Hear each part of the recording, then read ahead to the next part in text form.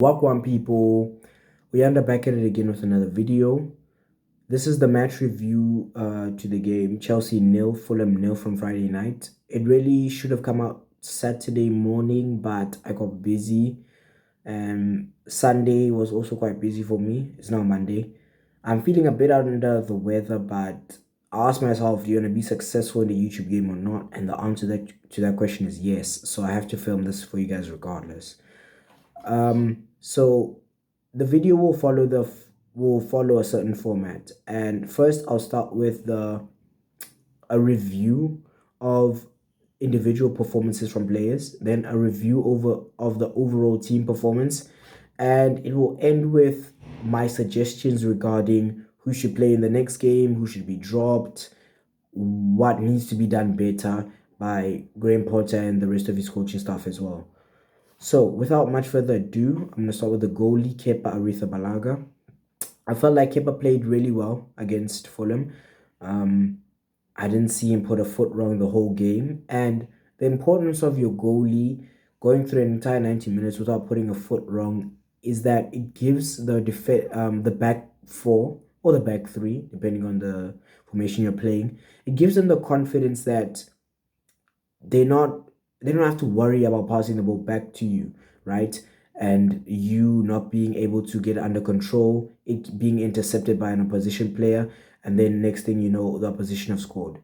That's the first thing. The second thing is that they also don't have to worry about making a mistake and the goalie not being able to come to their rescue. Because if you don't have a good goalkeeper, right, as a centre back, what I think would be the case is that you put yourself under immense pressure to not make a single mistake, because you know that if an opposition player gets past you, then it's a wrap, because your goalkeeper can't save you.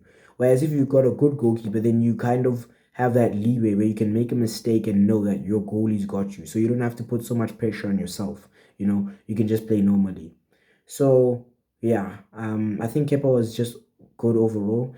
I remember there was a specific moment. A Fulham player got a shot off. I think it was either from just on the edge of the box or just inside the box. They got a shot off, and it looked as if the ball was going in the bottom right corner. But Kepa quickly got down to his right and made a good save. So that's just an example of how he played well on Friday night.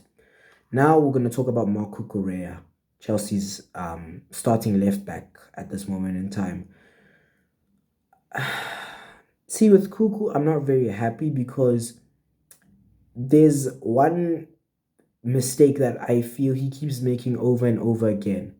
And that mistake is to dive into challenges, to rush into challenges, instead of having a measured approach to his defensive duties.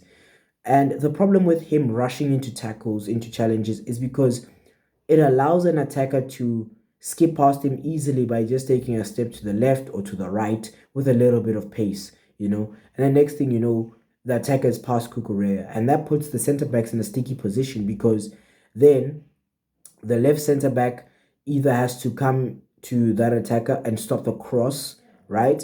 Or they have to stay in, or they have to kind of hold position, monitor the runs of opposition players, right, in anticipation of the cross, right? But that allows the player who's about to cross to have space and time to do whatever he wants. So Kukurea needs to really fix up on his habit of diving into challenges, because if he doesn't, then it's going to lead to us being in situations where the center backs are placed in between a rock and a hard place. Do they go to the attacker with the ball to try to stop the cross, right? Or do they hold position and um, try to head the ball away from any oncoming attackers? So yeah, Kukurea needs to fix up there. In other situations, though, he did defend well here and there. So yeah, but overall, I think it was not so good from him. Then we get the centre back partnership of Benoit Badiashile and Thiago Silva. Now, both of these players played well, in my opinion, against Fulham. Um, Badiashile once again looked composed. It's only his third game, and he looked composed once again. He he's made that left centre back position his own right now, and Koulibaly will have to work extremely hard if he wants to get back into this team. There was a moment where um one of the Fulham attackers got goal side of Badiashile, and I was worried because now I was thinking a dangerous attack is on for Fulham. But luckily, he got back into position in the nick of time and retrieved the ball, which made me very happy. In terms of Thiago Silva, once again, like he has shown time and time and time again, he was in the right positions at the right times. He read the game very, very well. And he was kind of an outlet for us in terms of um, what we do with the ball offensively, passing it here, passing it here, passing it there, here, there, and everywhere, really. So I think it was a good performance from him. Now we move on to Reece James. With Reece James going forward, I'm satisfied with his performance. I don't think it was extremely good, but it was good enough to satisfy me. There's not too much for me to complain about. However, defensively, I have a little problem, right, with a particular moment. So defensively, Reece James was okay, but there was one moment where he let Anthony Robinson get past him, right? And the problem with this moment was the problem with this moment is that Robertson got past him and he was able to put in an inviting ball. He was able to put an inviting ball into the box, right? And if a Fulham player managed to get onto the end of that, then Fulham could have scored. So yeah. But then again, let's actually look at mitigating circumstances. First of all, that was his first game back from injury, right? And when somebody has just come back from injury, you need to give them time to get back to their very best. That's number one. And number two, Anthony Robertson has got pace. That boy has got pace. When I saw him running down that wing, he looked like a track star to me. And there's also been a few other times when I've seen him play, like let's say when he was playing for the United States at the World Cup. That boy is a runner. He's a track star. So when you take those kind of circumstances into account, Reece can be forgiven. So overall, I would just say he was okay. Now, let's talk about the midfield, starting with Enzo Fernandez. I believe that he performed very well on Friday night. What I liked about his performance is that he showed that he can be a creative outlet for us. And not only can he be a creative outlet for us, he can do some of the dirty defensive work that needs doing. Enzo, from what I saw from Enzo's performance, what he likes to do is he likes to drop in between the two center backs and form a back three, right? Or back five, depending on how you want to look at it. Then from there, he will receive the ball and look to play a diagonal to the left or diagonal to the right. So yeah, that really impressed me. Another thing that I noticed that he did is that he would find space in between Fulham's attack and the midfield, and then he would get the ball, turn, and once again do a similar thing. Look for a diagonal to the right or to the left, or maybe a short pass here, or maybe he'll progress with the ball a little bit and then give it to a player after traveling a few yards. So that's what I saw from his performance. And I liked that he played so well. He looked assured. He looked comfortable. Meanwhile, it was his first ever game in the Premier League, first game at this level of football. So yeah, very very good performance from him. Very composed. Defensively, he did it. He did what needed to be done. He won his duels. When he contested duels. So yeah, that made me happy. And with Enzo, perhaps he is an upgrade on Jorginho, right? Now I know it's early, but just hear me out. With Jorginho, what he would be able to do for the team that he's playing for is to provide very good passes, very, very good passes to attackers and passes that could open up defenses, right? But defensively, no matter how hard he tried, he wasn't very good at it. Whereas Fernandez gives me the feeling that he can do a very good job in terms of cutting defenses open with passing, but he can also help out the team defensively and nick the ball here, nick the ball there, put in a good tackle here, put in a good tackle there. So yeah, that's what I can say about Fernandez. Very good performance from him. Now on to Mason Mount and Conor Gallagher. What can I say? I think it was just an okay performance. Yeah, I think it was just an okay performance. Like I cannot remember a certain moment where Connor or Mason did something really fantastic for me. You know, I think they were just okay, like literally just okay. Um, there's nothing that I look at them and I think I need to slander them for this particular action, which is unacceptable. Nor can I think of a good moment in the match that I really, really need to praise them for. So yeah, actually, wait, no, there's one. There is one. Gallagher at some point received a ball from Fernandez, and Gallagher was on the right. He received the ball from Fernandez, and he passed it into David Datro Fofana, creating a very, very good chance for him. You know, and if that would have gone in, it would have been a good team goal. You understand what I'm saying? So, okay, that's one thing that Gallagher did right, in my opinion. And for Mount, okay, there is one thing. Um, in the first half, he received the ball from Fernandez on the left hand side. And then he took the ball, carried it for a few yards, and then put it into the box for Kai Havertz. And when I look at that chance, Kai really should have scored. I won't lie. I understand that the Fulham full centre back, I think his name is Tim Ream, he got a touch to it that deflected it, right? But he didn't take the ball out of Kai Havertz's path, right? It still got to Kai Havertz. So I don't know if he wasn't anticipating the block and that put him off or what, but I think he should have scored, in my opinion. So yeah, that's something that I can say Mason contributed. Now on the left hand side, right, left wing position, let's talk about Mikhailo Mudryk. Now with Mudryk, he didn't do much. He could not do much the entire game. Well, okay, not the entire game because he only played 45 minutes. He couldn't do much in the first half, right? And we can attribute this to one of two reasons, right? Or it could be both of them at the same time, right? First of all, he did not get the ball, and I don't understand why. I don't understand why we weren't passing the ball to Mudryk. Um he's a new player, right? Who's got a bit of pace about him, who been a lot of hype around, there's a lot of excitement around, right? So why are we not passing this man the ball? You know, I just don't get it, right? So I think that's something that we need to address in the next game. If Mudryk is playing on the left, pass that man the ball. Pass that man the ball and let him cook. If we continuously pass him the ball and he doesn't cook, that's his own problem. But we at least need to get the ball to him.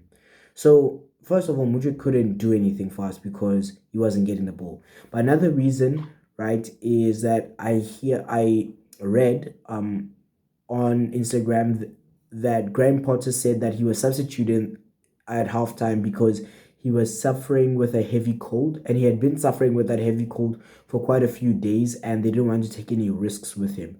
So yeah. Now one might say, "Oh, he's a footballer; he should just be able to continue with that heavy cold of his and whatnot," right? And I can kind of get that because it's not like it's a muscular injury or something like that. But if the man was not feeling good, he wasn't feeling good. If he's not feeling good, he's probably not gonna perform at his best. So it is what it is. You know, let's just hope that Mudryk is feeling better by the time we play Fulham, not Fulham, by the time we play West Ham in the next game. And yeah, as for Kai Havertz, mm, mm. I felt like at times he linked up well, but that was at times. And when I say at times, what I mean is in some instances, not frequent. He wasn't frequently linking up well and all these things, right? A few times here and there, he was linking up well. Going forward though, in terms of like actually finishing a chance, I don't trust Kai to finish chances. I won't lie. Um, His nickname is King Kai because of the Champions League goal that he scored about against City to win us the Champions League. But yeah, no. Yeah, no, I don't trust him in front of goal. I won't lie. Because that chance I was speaking about regarding Mount, he really should have tucked that away. If he tucked that away and the game went relatively the same as how it did, we would have won 1-0. We get our 3 points, we move on, Whereas now we just take a solitary point, which doesn't do much for us. So I'm not very impressed with him, I won't lie. Um, does he have a future at the football club? I don't know. Personally, I don't know. Because my problem is that it's his third season at Chelsea now, and he hasn't shown that much. First season, he really, really struggled, like a lot. That Champions League goal in the final saved him, right? It saved his season. The second season, right, he did a decent job, but he was inconsistent. Then the third season, you're thinking, okay, he can do a decent job for Chelsea. Let's just hope he has some consistency.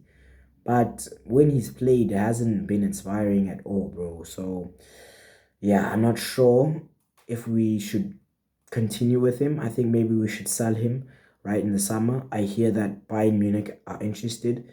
If they say, yo, he has 55 mil, I think that's a good deal for us. I won't lie. So yeah. Then right wing position, Hakim Ziyech. Ziyech,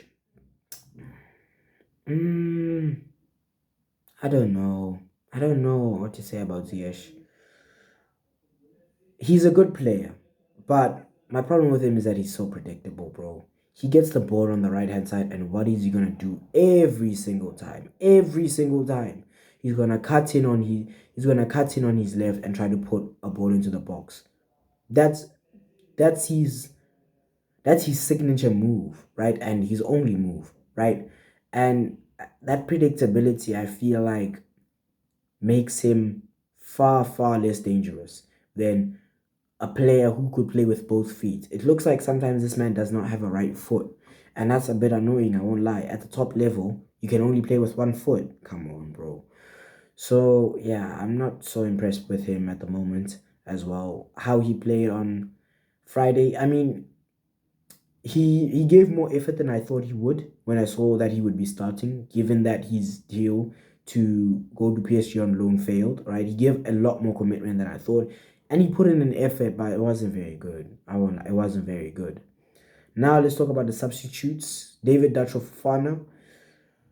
That one moment that Conor Gallagher provided for him, I like what I saw. I like what I saw from him because he got the ball, right? And he had to he had to use some of his skill, right, to chop past the defender here, chop past the defender there, and then to get the shot away. And what I saw from him is some really good dribbling in those instances. And as such, I think we just need to play him in the next game because Kai didn't show that. Kai did not show quick feet here and there to get past a player and to be able to get a shot away, right? And even if Kai did that, he probably didn't. He probably wasn't going to score. You understand what I'm saying? So let's give David Datro Fofana a try. I'm hearing that he's the next Drogba. Maybe people only say that because he's Ivorian, but maybe he couldn't be the next Drogba. So let's play him. Let's see what he's got. He's still a young player, yes. So he's not gonna be fantastic, I don't think, as an attacking option. But let's see what he's got. It's worth a try. We're in 10th right now. We're not really playing for much for the rest of the season. Let's give the youth a chance. As for Noni Madueke, who came on for Mikhailo Mudryk at halftime, I'm very happy with him. Very, very happy with him. Because what I saw in him is a player who's making his Chelsea debut, showing no fear, showing absolutely no fear. He gets the ball and he wants to progress with it. He wants to make things happen for the team. And we need to see that in the next game. So David Dacho Fofana and Noni Madueke have to play in the next game. Enzo Fernandez as well. Yeah. Enzo Fernandez as well. Um, Another thing that I saw is that Ben Chilwell came off the bench in the 81st minute. Now, with Chile, we obviously didn't get to see him much throughout the game, but what I'm happy about is that he got a few minutes. He's on his return from injury, and if he can step up his rehabilitation, right, and his reintegration into being part of the playing squad full time, I think he should start because I like Kukurea, but I've already noted where I think he has his deficiencies. Whereas Chilwell, he can be very good for us going forward, but he can also be very solid defensively. Um, so yeah, guys, this was the match review. Those are my thoughts on the individual players. As a team, defensively, we were good, bro. Like, we were good. In the midfield, I think we held it down nicely, right? We had control, right? At certain points in the game, which I'm happy about. We didn't let Fulham bulldoze us in the midfield whilst we're playing at home, you know. But going forward, we've been dysfunctional for a long time and it's boring. It is boring, you know. Because with Chelsea, the thing is, we're gonna get upfield, right? And then we're gonna get close to the box, and then things just break down. Somebody makes the wrong pass, or they go for a shot, it goes very wide, or we get into a really, really good position to score. The player has the ball, he shoots, and the finishing is not at the level that it needs to be, and we don't take advantage of the chance. And yeah. So overall, I think we played okay, but we really need to improve our attacking. It has been a problem for so long, and yeah, we need to fix that if we actually want to do anything serious. If we want to challenge for um a League Cup, an FA Cup, a Champions League, a league title, we need to finish. We need to fix the finishing because it has not been good enough for a very long time. So yeah, guys, those are my thoughts on the game. Let me know what you thought of the game in the comments below. Let me know how you think I can improve my videos in the comments down below. And yeah, peace, people. I'm gonna go eat dinner now because I'm hella hungry. Awe.